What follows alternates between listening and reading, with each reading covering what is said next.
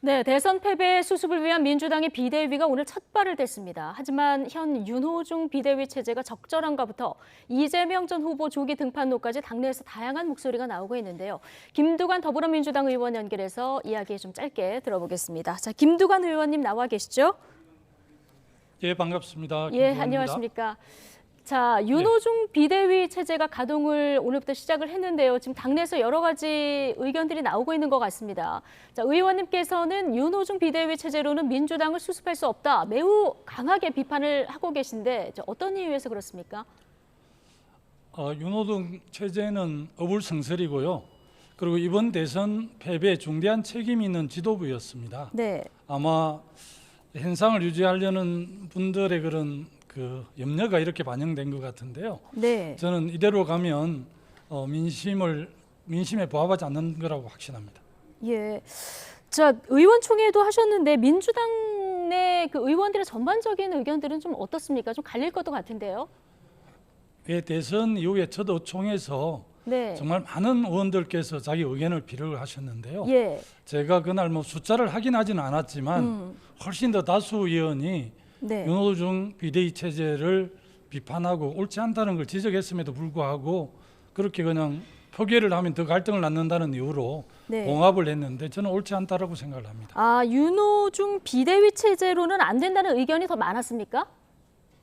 제가 숫자를 카운팅하지는 않았지만 예. 제가 그냥 심정적으로 확인하기는 그렇고요. 아, 그렇군요. 또 몇몇 예. 의원들하고 뒤에 통화를 해보니까 제 생각에 동의를 해주시더라고요. 아, 근데 비대위를 끌고 가겠다 윤호중 비대위원장 의지는 확고합니까? 예, 그렇다고 봐야죠. 오늘 출범했고 예. 확고한데요. 본인은 확고하지만 우리 당원과 현장에서 예. 또 이재명 후보 지난 대선에서 우리 민주당을 지지했던 지지자들은 훨씬 더 다른 생각을 갖고 있습니다. 예. 자, 의원님께서는 이재명 전 후보가 비대위원장을 맡아서 당을 이끌고 수습해야 한다 이런 입장이신데요. 자, 0.73%포인트 차이지만 그래도 패배는 패배다 보니까 패배한 장수가 이렇게 빨리 다시 전면에 서는 게 맞는가? 그리고 또 하나는 당의 귀중한 자산인데 불쏘시개로 쓰면 안 된다 이런 지적도 한편에서 이제 나오는데 어떻게 보십니까? 여러 가지 의견들이 있을 수는 있는데요. 예. 저도 도지사에 2번 떨어지면 정말 몸과 마음이 고단하잖아요. 그래서 조금 전에 패배한 후보를 이렇게 불러낼 수 있느냐 이렇게 말씀하시는데 그 부분은 현장과 우리 당원들의 민심을 제대로 읽지 못한 분들의 견해라고 생각을 합니다. 네. 저는 이번 지방선거는 사실은 대선만큼 우리 주민들, 시민들에겐 중요하고요. 그나마 이렇게 지방선거에서 이재명 후보를 구심으로 해서 이렇게 총력 대응할 때만이 저는 이번 지방선거에서 선방할 수 있다고 이렇게 생각하기 때문에 네. 지금 당원들의 중지를 모으고 있습니다. 근데 지방선거가 이제 대선만큼 중요하니까 역할을 하는 것이 좋겠다는 의견이신데, 근데 좀 가혹하다 네. 이런 의견도 당내에서 나오는 것 같습니다. 예, 아마 이제 그런 분들은 당원들과 지지자 현장에 좀 강력한 민심을 약간 내면하는 것 같아서 예. 저로서는 좀 안타까운 마음입니다. 자, 이재명 전 후보의 의중도 중요하지 않겠습니까? 만나거나 통화를 해보신 적이 있으십니까? 직접 만나지는 못했고요. 네, 간접적으로 대선 패배 의사를 후에 예, 간접적으로도 들은 말하고 직접 통화를 했었고요. 네, 이 상황이 엄중한 만큼 지방선거를 좀 진두지휘해 줬으면 좋겠다. 정말 개인적으로는 가혹한 요구인지 모르겠지만 예. 현장과 당원들, 지지자들의 뜻이 그렇다는 걸 좀 전달하면서 예. 결심을 해주실 것을 요청했지만 예. 이재명 후보가 즉답을 할 수 있겠습니까? 지금 상황에서. 예, 김두관 의원님을 비롯한 많은 의원들의 강력한 바람이다. 자, 이렇게 해석을 하면 될 것 같고요. 최근 의원님께서 직접 실명까지 거론하면서 몇몇 인사에 대한 출당도 요구를 하셨습니다. 공통점을 좀 꼽아봤더니 현 정부의 부동산 정책과 관련이 있는 인물들인데, 자, 부동산 민심이 이번 대선 패배의 가장 큰 요인이라고 보시는 겁니까? 여러 가지 분석을 하시지만 저는 네. 부동산 문제가 이번 대선 패배 가장 결정적인 원인이라고 생각을 하고요. 특히 이제 서울에서 한 5% 정도 우리가 적고 그렇죠. 또 특히 이제 부동산 가격이 많이 오른 지역에서 저희들이 참패를 했는데 예. 이번 대선 패배 가장 결정적인 원인은 부동산 문제라고 생각했기 때문에 그런 주장을 하고 있습니다. 예.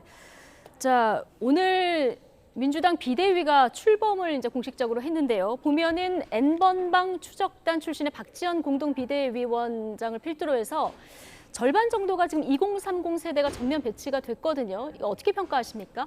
예.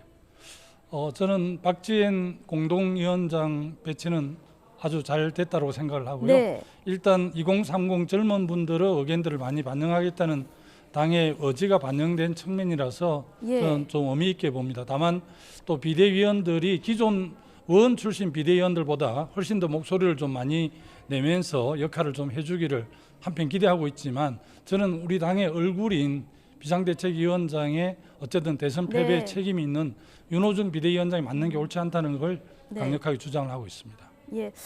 자, 윤호중 전 원내대표 빈자리를 이제 뽑아야 되잖아요. 차기 원내대표 25일 이전에 뽑을 예정이라고 전해졌는데 지금 교황 선출 방식으로 뽑는 것을 검토하고 있다 이렇게 전해지고 있는데요. 자, 이 방식의 적절성은 어떻게 보십니까?